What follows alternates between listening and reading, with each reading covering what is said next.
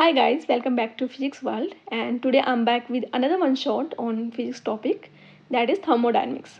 So this is unit 8 of class 11th physics and सबसे पहले हम समझते हैं कि जो थर्मोडायनेमिक्स है उसका मतलब क्या है। तो थर्मोडायनेमिक्स बेसिकली डील करता है किससे, transformation of one form of energy into another form. ठीक है, फॉर एग्जांपल जो हीट है हमारी वो एक एनर्जी फॉर्म है। ओके, सो इसको अगर कन्वर्ट करेंगे किसी दूसरी फॉर्म में या दूसरी एनर्जी फॉर्म को हीट में कन्वर्ट करेंगे तो उस सब को बोलते हैं थर्मोडायनेमिक्स। एंड थर्मोडायनेमिकल सिस्टम क्या होता है? So it is an assembly of larger number of particles, atoms या मॉलिक्यूल्स। तो कोई भी लार्जर नंबर ऑफ पार्टिकल्स है उसको हम बोल देंगे कि एक सिस्टम है, थर्मोडायनेमिकल सिस्टम है। ठीक है, next is zeroth law of thermodynamics.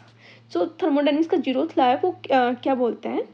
So let us consider कि हमारे पास तीन थर्मोडायनेमिकल सिस्टम है, ए बी एंड सी। ठीक है, तो अगर ए और सी सिस्टम थर्मल इक्विलिब्रियम में है, बी और सी थर्मल इक्विलिब्रियम में है, तो उसका मतलब होगा जो ए और बी सिस्टम है हमारे वो भी थर्मल इक्विलिब्रियम में होंगे। ठीक है, तो जीरोथ लॉ यही बोलता है, if two systems A and B are separately in thermal equilibrium with a third system C, then they are also in thermal equilibrium with each other. Okay, तो यही हमारा जीरोथ लॉ है। And thermal equilibrium का मतलब क्या है कि same temperature पर है। ठीक है, एंड इस जीरोथ लॉ ने ही हमें टेम्परेचर का कंसेप्ट दिया है। Okay, next is equation of state for an ideal gas. किसी भी आइडियल गैस के लिए हम इक्वेशन ऑफ स्टेट कैसे लिखेंगे? So this is the equation, P V is equal to N R T. P यहाँ पर प्रेशर है, वी वॉल्यूम है, N is number of moles of gas, R is gas constant and T is temperature. Okay, so this equation is quite important. Now variables, हमारे पास दो type के variable हैं, state and non state. अब इनमें difference क्या है? जो state variable है they are independent of path, वो पाथ पर डिपेंड नहीं करते हैं, और जो नॉन स्टेट वेरिएबल है they depends on path. Okay, they are exact differential and non state are not exact differential. और इसका एग्जाम्पल अगर हम लेंगे स्टेट में तो एनर्जी आ जाएगा, एंट्रोपी आ जाएगा। ठीक है, एंड नॉन स्टेट का अगर देखेंगे तो हीट आ जाएगा, वो वर्क डन आ जाएगा। ओके, सो जो स्टेट है basically they are independent of path and non state variables they depends on the path. अब जो स्टेट वेरिएबल्स है उनको फर्दर हम दो कैटेगरी में डिवाइड करते हैं, इंटेंसिव एंड एक्सटेंसिव। तो इंटेंसिव और एक्सटेंसिव को कैसे डिफाइन करेंगे और उनमें क्या डिफरेंसेस है? सो इंटेंसिव का मतलब है कि independent of size of system. जो वेरिएबल्स है वो सिस्टम के साइज पर डिपेंड नहीं करेंगे, सिस्टम छोटा हो बड़ा हो उसकी जो वैल्यू वो सेम ही रहेगी। ठीक है, बट जो एक्सटेंसिव है इसका मतलब है कि जो वेरिएबल्स है they depend on the size of system. अब अगर एग्जांपल देखें हम, प्रेशर, टेम्परेचर या पार्टिकल डेंसिटी, रजिस्टिविटी या पोलराइजेशन या मैग्नेटाइजेशन, ये किसी भी सिस्टम की कांस्टेंट होगी रिगार्डलेस ऑफ इट्स साइज। ठीक है, बट मास है, वॉल्यूम है, नंबर ऑफ पार्टिकल्स है, चार्ज है, एनर्जी है। अब ये डिपेंड करेगा साइज़ पर कि जितना ज़्यादा साइज होगा उतना ज़्यादा मास भी होगा, उतना ज़्यादा वॉल्यूम भी होगा और उतने नंबर ऑफ पार्टिकल्स उसमें आ सकते हैं। ठीक है, चार्ज भी उतना ज़्यादा होगा, एनर्जी भी उसकी उतनी ज़्यादा होगी। Okay, so this is the basic difference. जो इंटेंसिव होते हैं they are non additive in nature, because पूरे सिस्टम के लिए वो एक ही वैल्यू है। बट जो एक्सटेंसिव वेरिएबल है they are additive in nature. ठीक है, now ratio of two extensive variable is an intensive variable. किसी भी अगर दो एक्सटेंसिव वेरिएबल का हम रेशियो लेंगे तो वो इंटेंसिव वेरिएबल बन जाएगा। लाइक नंबर ऑफ पार्टिकल्स और वॉल्यूम, ये दोनों क्या है हमारे, डिपेंड करते हैं साइज पर। अगर इनका रेशियो लेंगे तो हो जाएगा particle density, so that is intensive variable, वो इंडिपेंडेंट है साइज ऑफ द सिस्टम के। Okay, so next is quasi static process. So quasi static process कौन सी होती है? It is process of change in state variable of A thermodynamical system which is infinitely slow और nearly static. सो ये processes जो होती है वो काफ़ी स्लो होती है और ऐसा लगता है कि हमारा इतनी स्लो होती है कि ऐसा लगता है कि जो हमारा सिस्टम है वो इक्विलिब्रियम में है, वो स्टेटिक ही है। Okay, so system is in equilibrium in all states at all time. Okay, so इसकी दो जो कैरेक्टरिस्टिक्स है, फर्स्ट है कि ये इनफाइनेटली स्लो है एंड सेकंड इज जो सिस्टम है वो इक्विलिब्रियम में होगा at all the time. Next is thermodynamic processes. So हमारे पास मेन 4 टाइप्स की थर्मोडायनेमिक प्रोसेसेस है। First is isothermal. आइसोथर्मल का मतलब है कि इसमें टेम्परेचर कांस्टेंट होगा। Second is adiabatic. एडियाबैटिक में है नो एक्सचेंज ऑफ हीट, इसमें कोई भी हीट एक्सचेंज नहीं होगा, delta Q will be equal to 0।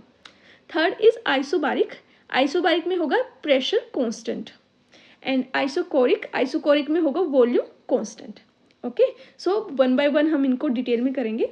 So first is isothermal process. Isothermal process में क्या होगा, टेम्परेचर कांस्टेंट होगा and pressure and volume change होगा, ठीक है, ये याद रखना है। सो अगर टेम्परेचर कांस्टेंट है, इसका मतलब क्या है, चेंज इन इंटरनल एनर्जी वो भी 0 होगा, ठीक है। बट इसमें क्या होगा, एक्सचेंज ऑफ हीट होगा विद द सराउंडिंग।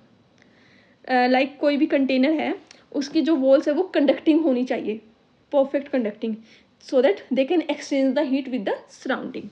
और process must be slow, quasistatic process होगी तो process must be slow.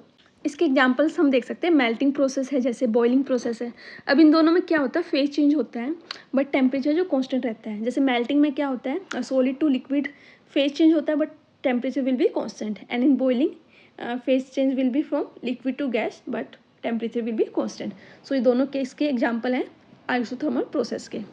Isothermal process क्या करता है, बॉयल्स लॉ को फॉलो करता है, that is P V equal to constant और P is inversely proportional to volume, ठीक है। अब अगर इनमें हम डायग्राम ड्रॉ करेंगे तो जो डिफरेंट टेम्परेचर पे विद इंक्रीज इन टेम्परेचर जो कर्व है वो ओरिजिन से दूर जा रहा है, ओके। और इसका स्लोप निकालेंगे D P by D V, तो हमारे पास आ जाएगा minus P by we.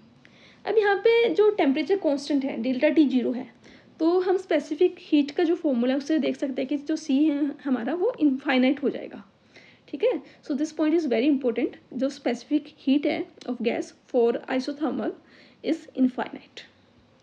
Next is work done in isothermal expansion, कितना वर्क डन होता है। So this is the expression for the work done, W equal to 2.303 RT log V2 by V1। और जो coefficient of isothermal elasticity है that is equal to pressure, right.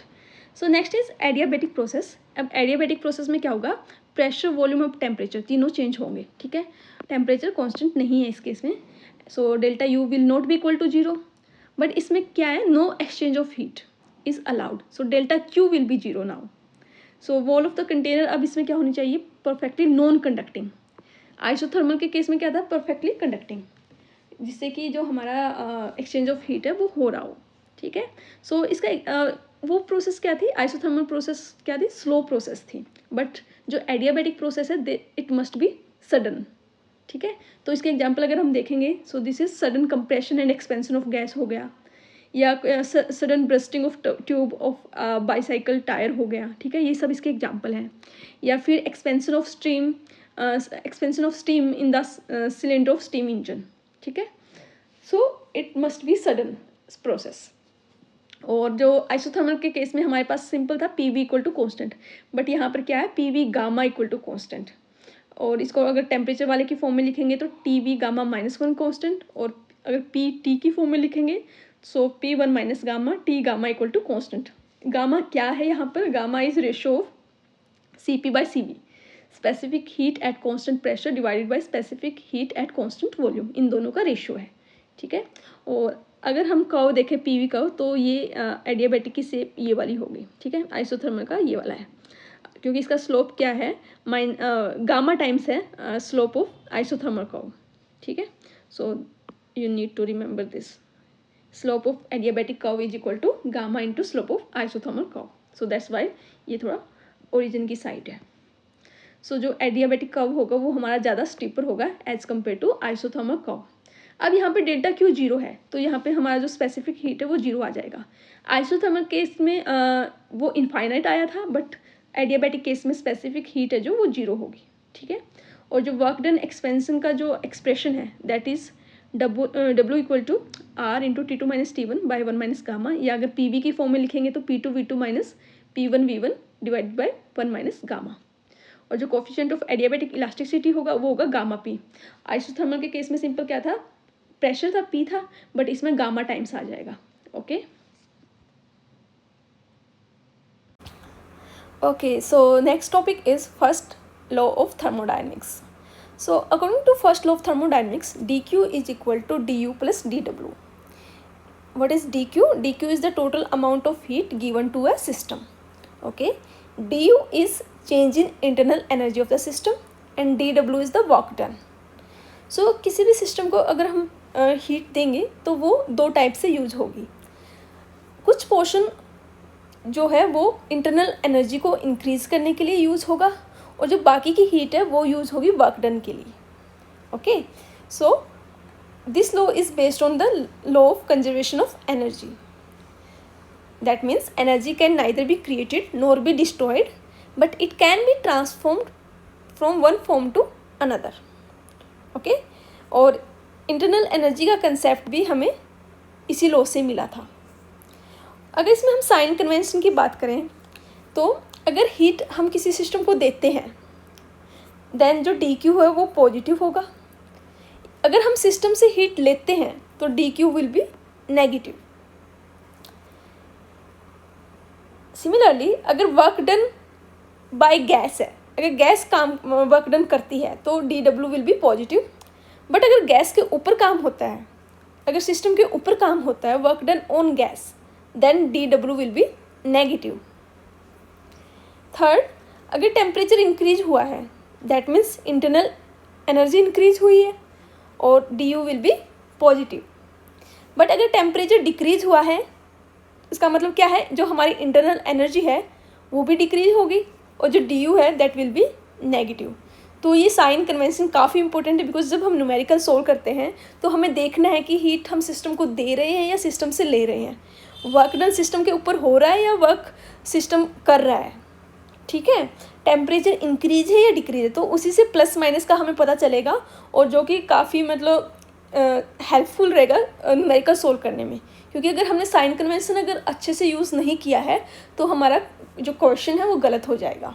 Okay, सो ये काफ़ी important point है। अब हम कुछ एप्लीकेशंस देखेंगे जो फर्स्ट लॉ ऑफ थर्मोडायनेमिक्स है। तो सबसे पहले क्या है, आइसोथर्मल प्रोसेस। अब आइसोथर्मल प्रोसेस क्या होता है, जिसमें टेम्परेचर क्या होगा, कांस्टेंट होगा। अब टेम्परेचर कांस्टेंट है मतलब हमारी जो इंटरनल एनर्जी है वो भी कांस्टेंट होगी। अगर इंटरनल एनर्जी कांस्टेंट है तो मतलब change in internal energy will be zero, so D U क्या हो जाएगा, जीरो हो जाएगा। अगर इसको हम फर्स्ट लॉ ऑफ थर्मोडायनेमिक्स की इक्वेशन में पुट करेंगे तो हमारे पास सिंपल क्या रह जाएगा, d Q is equal to d W, कि जितनी भी हीट हम सिस्टम को देंगे वो सारी की सारी यूज़ वर्क डन में हो जाएगी। बिकॉज इंटरनल एनर्जी तो कोई चेंज हो ही नहीं रही है, तो सारी की सारी जो हमारी हीट है वो हमें वर्क डन में यूज़ कर रहे हैं। Okay, second is adiabatic process. अब एडियाबैटिक प्रोसेस में क्या होता है, नो हीट एक्सचेंज, मतलब d Q will be zero.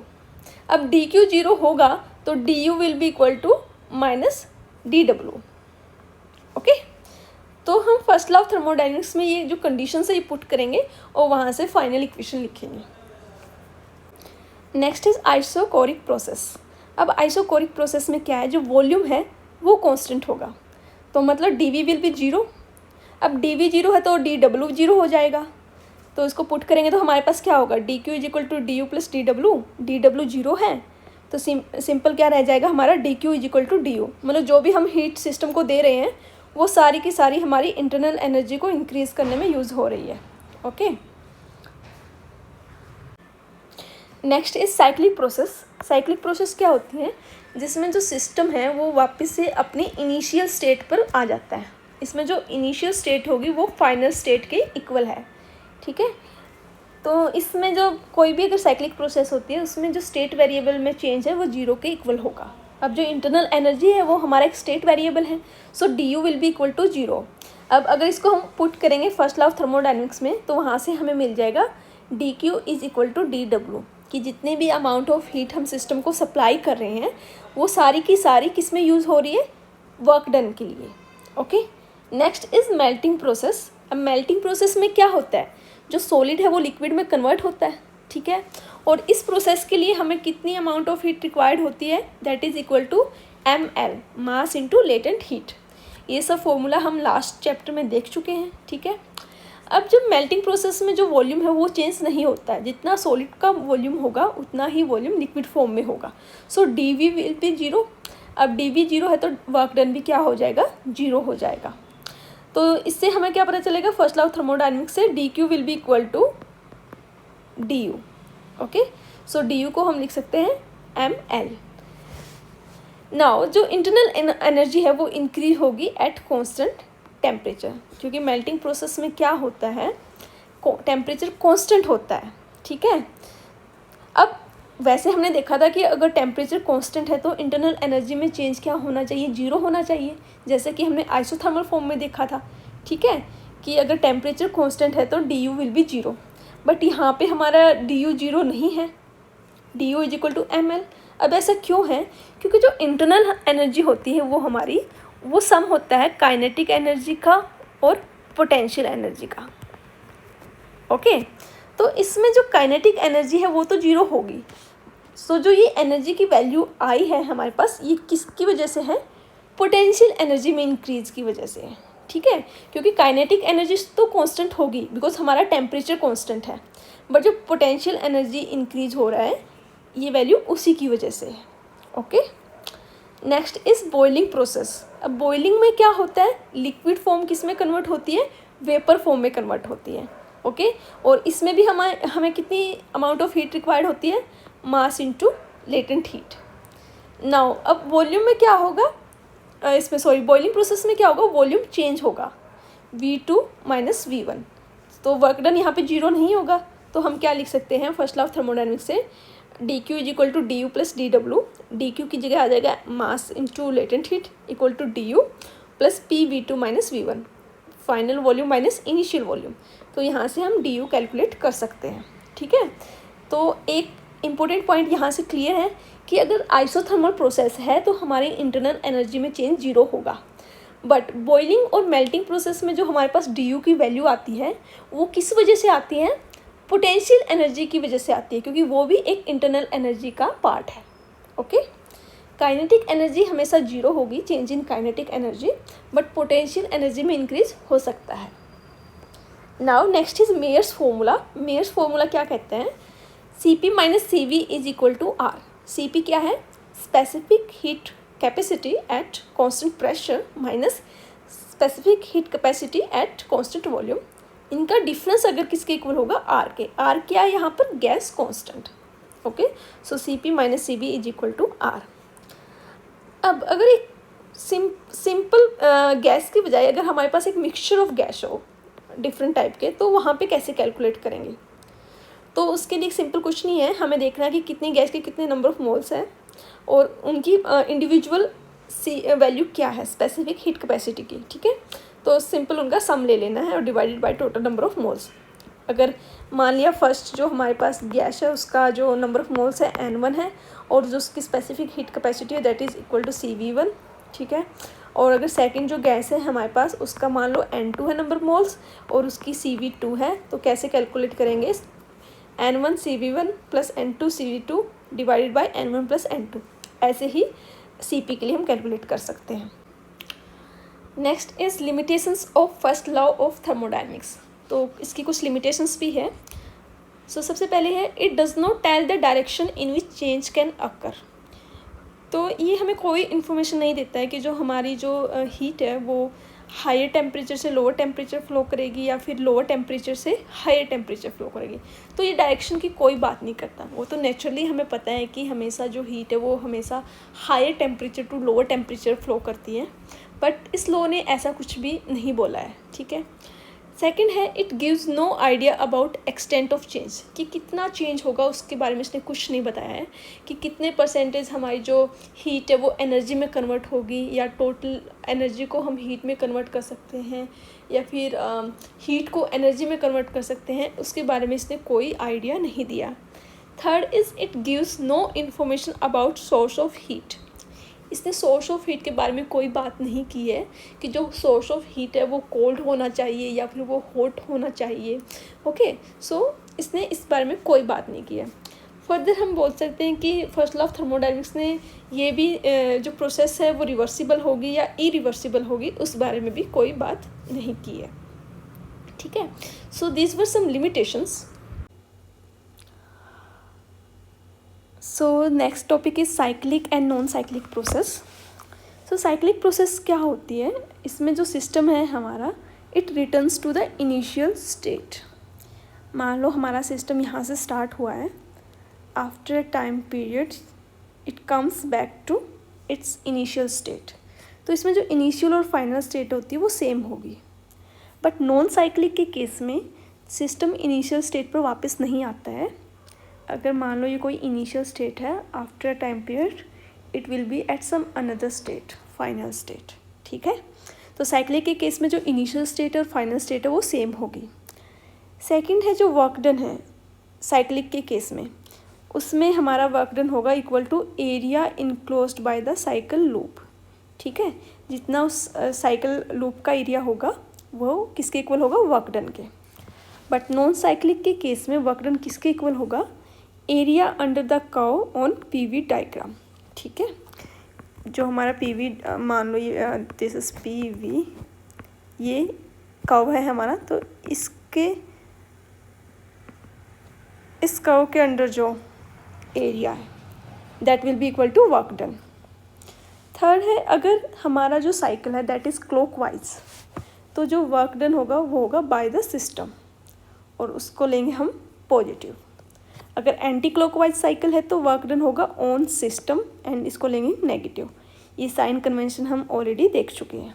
Okay, और जो नॉन साइक्लिक के केस में वर्क डन है it depends on the path chosen. ठीक है, कौन सा पाथ हमने चूज किया है उस पर वो डिपेंड करेगा। फोर्थ है, साइक्लिक प्रोसेस में हमेशा जो change in internal energy that will be equal to zero. Okay, so from first law of thermodynamics D Q किसके इक्वल हो जाएगा, डी डब्ल्यू के। बट नॉन साइक्लिक के केस में D U is not equal to zero. So जो first law of thermodynamics है उसमें उसके according D Q equal to D U plus D W. So this was the basic difference between the cyclic and the non cyclic process. ठीक है, so next topic is heat engine. So heat engine is a device which converts heat energy into mechanical energy and it undergoes a cyclic process. Okay, so 2 point हमें याद रखने हैं। सबसे पहले ये एक ऐसा डिवाइस है जो कि हीट को मैकेनिकल एनर्जी में कन्वर्ट कर देगा। सेकंड, ये एक साइक्लिक प्रोसेस को फॉलो करता है। अब इसके 3 पार्ट्स हैं। सबसे पहले है सोर्स, जो कि हमारा एक हायर टेम्परेचर पे होगा T1 पर। सेकंड, हमें चाहिए एक वर्किंग सब्सटेंस, ठीक है, जो कि मेनली कोई आइडियल गैस हम लेकर चलते हैं। थर्ड, हमारा sink that will be at lower temperature T2। अब जो वर्किंग सब्सटेंस है वो Q1 amount of heat absorb करेगा सोर्स से एट टेम्परेचर T1। ठीक है, उसमें से वो Q2 अमाउंट रिजेक्ट कर देगा सिंक को at temperature T2 and W will be the work done. अब साइक्लिक प्रोसेस है तो साइक्लिक प्रोसेस में हमें पता है कि जो चेंज इन इंटरनल एनर्जी है वो जीरो के इक्वल होगी। अब अगर डी यू जीरो है तो d Q will be equal to d W from first law of thermodynamics. और डी क्यू को हम क्या लिख सकते हैं, Q1 माइनस Q2, की जितनी एब्जॉर्ब की और उसमें से जितनी रिजेक्ट की है उन दोनों का डिफरेंस किसके इक्वल होगा, वर्क डन के equal. So W will be equal to Q1 minus Q2।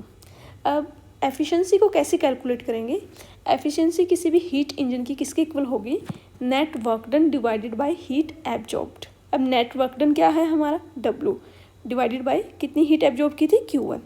So eta will be equal to W by Q1। W की जगह लिखेंगे Q1 माइनस Q2, जो कि हमें ऊपर हमने देखा था। अब इसको लिख सकते हैं इस फॉर्म में, eta equal to 1 minus Q2 by Q1। ये हमारे पास आ गया एफिशिएंसी का एक्सप्रेशन। अब अगर Q2 जीरो है, मान लो कि जो हमारा वर्किंग सब्सटेंस है उसने कोई भी अमाउंट ऑफ हीट रिजेक्ट नहीं किया है, ठीक है, सारी की सारी उसने जितनी एब्जॉर्ब की उसको वर्क में कन्वर्ट कर दिया है, तो Q2 will be equal to zero. इसका मतलब एफिशिएंसी कितनी है, 100% है। बट ऐसा आइडियल केस है, ये ऐसा प्रैक्टिकली पॉसिबल नहीं है। जो एफिशिएंसी होगी it will always be less than 1।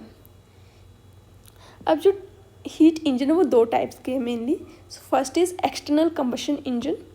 इसमें क्या होता है, फ्यूल है वो मेन बॉडी के बाहर बर्न किया जाता है, ठीक है, जैसे कि स्टीम इंजन है। और इंटरनल कंबशन इंजन में क्या है, जो फ्यूल है वो मेन बॉडी के अंदर ही बर्न किया जाता है, लाइक पेट्रोल इंजन हो गया, डीजल इंजन हो गया, ठीक है, और इनको 4 स्ट्रोक इंजन भी बोलते हैं। Next is Carnot heat engine. So Carnot heat engine basically एक आइडियल हीट इंजन है, और अगर इसकी कंस्ट्रक्शन देखें तो इसमें 3 कंपोनेंट्स हैं। सबसे पहले है source, then sink and third is working substance. अब सोर्स की क्या जो प्रॉपर्टीज़ है, it will be at higher temperature T1, ठीक है, ये एक हाई टेम्परेचर पर होता है। सेकंड, इसके पास जो इसकी जो थर्मल कैपेसिटी है that will B infinite, and इससे हम कोई भी अमाउंट ऑफ हीट ले सकते हैं, तो उस पर हीट रिजर्वायर का काम करेगा ये, ठीक है। और जो वर्किंग सब्सटेंस है सोर्स से हीट एब्जॉर्ब करेगा। सेकंड जो सिंक है हमारा वो होगा एक लोअर टेम्परेचर पर T2 पर, इसके पास भी इनफाइनाइट थर्मल कैपेसिटी है और वर्किंग सब्सटेंस सिंक को हीट रिजेक्ट करेगा। Third is working substance. Working substance में हम लेके चलते एक आइडियल गैस और उसको हम एक सिलेंडर में फिल करके रखेंगे, जिसकी जो साइड्स होगी वो होगी नॉन कंडक्टिंग बट बेस होगा वो होगा परफेक्टली कंडक्टिंग, और इसको हम एक पिस्टन के साथ फिट करेंगे जो कि नॉन कंडक्टिंग और फ्रिक्शनलेस है, और इसको एक इंसुलेटिंग पैड पर हम रख देंगे।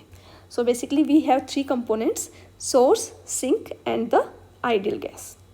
अब जो कार्नोट इंजन है, कार्नोट इंजन में कार्नोट साइकिल होता है, इसके पास 4 प्रोसेसेस है। It consist of 4 processes. जो फर्स्ट प्रोसेस है दैट इज़ आइसोथर्मल एक्सपेंशन। अब अगर हम इसके इंडिकेटर डायग्राम में देखें, पीवी डायग्राम में, सो जो प्रोसेस है ए पॉइंट से बी पॉइंट तक, ए टू बी, यहाँ पे टेम्परेचर है T1, टेम्परेचर हमारा कांस्टेंट है, तो ये एक आइसोथर्मल प्रोसेस है।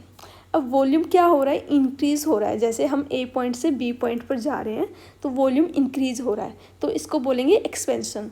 सो ए बी है जो हमारा वो है आइसोथर्मल एक्सपेंशन, और ये कांस्टेंट टेम्परेचर T1 पर हो रही है, राइट। अब ए पर पॉइंट है हमारे P1 प्रेशर, V1 वॉल्यूम है, बी पर P2 प्रेशर है, V2 वॉल्यूम है। तो यहाँ से हमने जैसे लास्ट स्टडी किया था इससे पहले कि एक्सप्रेशन क्या है वर्क डन का, तो ये वाला हम लिख देंगे वहाँ से, और Q1 और W1 आ जाएगा हमारे पास RT ln V2 by V1। So this is the expression for the work done in isothermal expansion.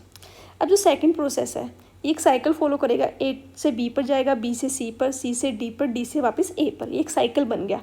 This is a clockwise cycle, right. अब ए टू बी हमने देख लिया आइसोथर्मल एक्सपेंशन। अब बी टू सी जा रहे हैं हम। अब बी पर टेम्परेचर है T1, सी पर टेम्परेचर है T2, मतलब यहाँ पर टेम्परेचर चेंज हो रहा है, तो ये आइसोथर्मल प्रोसेस तो है नहीं। So this process will be adiabatic expansion. Expansion क्यों होगा, बिकॉज वॉल्यूम ही हमारा यहाँ पे इंक्रीज़ हो रहा है, बी पर जो वॉल्यूम है वो कम है एज़ कम्पेयर टू एट सी।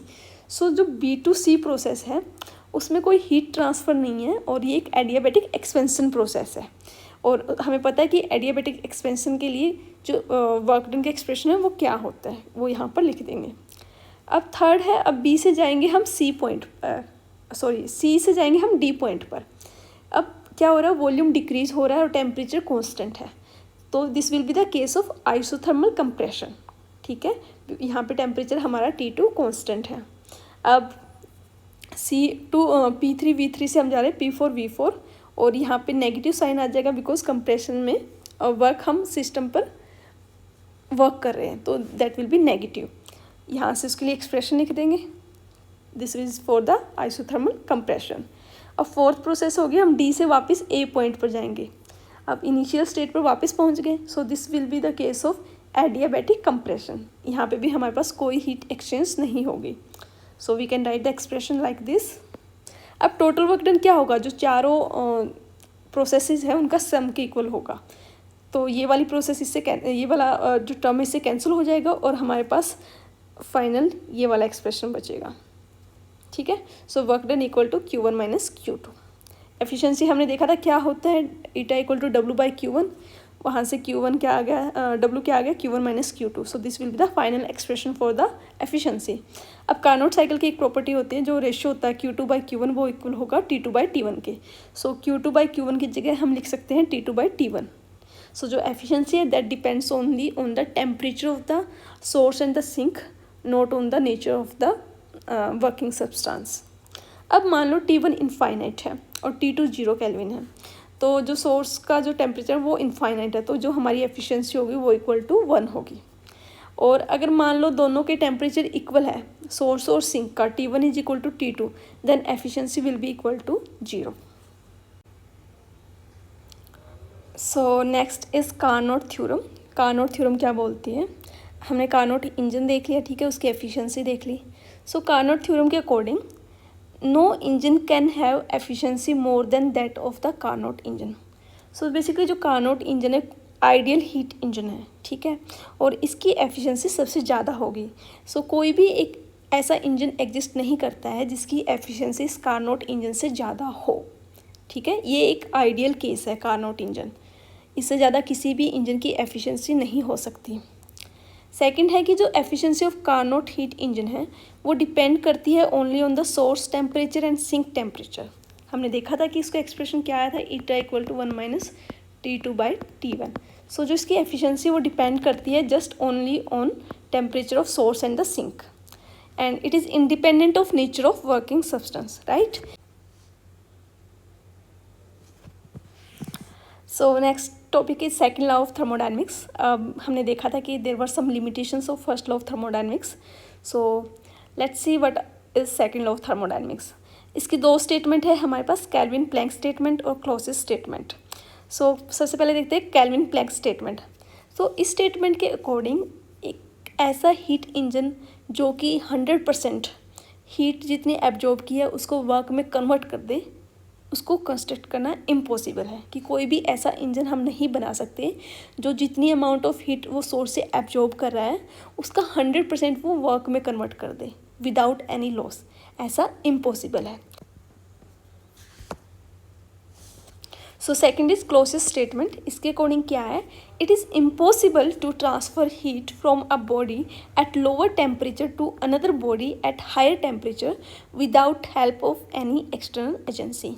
कि without the help of any किसी भी एक्सटर्नल एजेंसी के हम हीट को ट्रांसफ़र नहीं कर सकते किसी बॉडी को जो कि एक लोअर टेम्परेचर पर है उससे किसको, जो बॉडी है हायर टेम्परेचर पर है, ठीक है। गर्म से ठंडी पे तो आ सकती है अपने आप, बट ठंडी से गर्म पर नहीं जा सकती।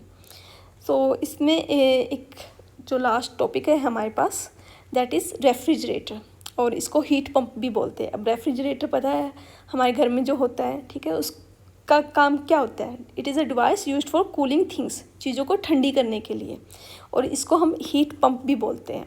सो refrigerator basically ideal heat engine ही है कार्नोट, बट ये रिवर्स डायरेक्शन में काम करता है। कार्नोट के केस में क्या था, जो वर्किंग सब्सटेंस था वो सोर्स से Q1 amount of heat absorb करता था, उसमें से Q2 सिंक को रिजेक्ट कर देता था, और जो Q1 - Q2 वो वर्क डन करता था, ठीक है। बट रेफ्रिजरेटर के केस में क्या है, जो वर्किंग सब्सटेंस है वो Q2 amount of heat absorb करेगा सिंक से, जो कि एक लोअर टेम्परेचर पर है, उसमें से Q1 amount of heat source को वो रिजेक्ट कर देगा जो कि एक हायर टेम्परेचर पर है, और इसमें work is done on the system. Carnot heat engine के केस में work done was by the system, ठीक है, बट इसमें work is done on the system by electric motor जो कि एक एक्सटर्नल एजेंट है। तो इसमें हम वर्क डन नेगेटिव लेकर चलेंगे क्योंकि ये सिस्टम के ऊपर हो रहा है, हमने साइन कन्वेंशंस देखी थी, ठीक है। अब ये है तो एक साइक्लिक प्रोसेस ही, तो इसमें भी डी क्या हो जाएगा, 0। अब work is done on the system, so work will be equal to -W, और चेंज इन जो हीट हमें पता है Q2 - Q1 कि Q2 उसने एब्जॉर्ब की थी, उसमें से Q1 रिजेक्ट की है। सो यहाँ पर हम पुट करेंगे तो वैल्यू क्या आ जाएगा, Q2 - Q1 equal to -W, और माइनस को इस साइड लेकर चले जाएंगे तो W will be Q1 - Q2, ठीक है। अब कार्नोट हीट इंजन के केस में हम एफिशिएंसी देखते थे, बट रेफ्रिजरेटर के केस में हमारे पास होता है कोफिशिएंट ऑफ परफॉर्मेंस, इसको हम बीटा से रिप्रेजेंट करते हैं, और it is equal to ratio of Q2/W। अब हीट एब्जॉर्ब इसमें Q2 है क्योंकि ये सिंक से Q2 amount of heat absorb कर रहा है, divided by net work done equal to W। तो यहाँ पे हम पुट करेंगे वैल्यू। अब हमें पता है कार्नोट इंजन ये वाली जो इक्वेशन फॉलो करता है T1/T2 इक्वल टू Q1/Q2, तो Q1 और Q2 की जगह हम ये लिख सकते हैं टेम्परेचर की फॉर्म में। और अगर हम एफिशिएंसी और जो कोएफिशिएंट ऑफ परफॉर्मेंस है उनके बीच में रिलेशन देखें तो ये वाला एक्सप्रेशन होगा। Okay, so this is quite important. Okay, so friends, इसी के साथ हमारा चैप्टर थर्मोडायनेमिक्स कंप्लीट हो जाता है, एंड आई होप आप सभी को समझ आ गया होगा। जो भी इम्पोर्टेंट टर्म्स और फॉर्मूलाज या एक्सप्रेशन थे वो हमने देख लिए हैं। If you really like this lecture you can hit the like button, and if you are new to this channel you can also subscribe and share to your friends. So from next video we will start with the next lecture, that is kinetic theory of gases, and till then bye bye, see you.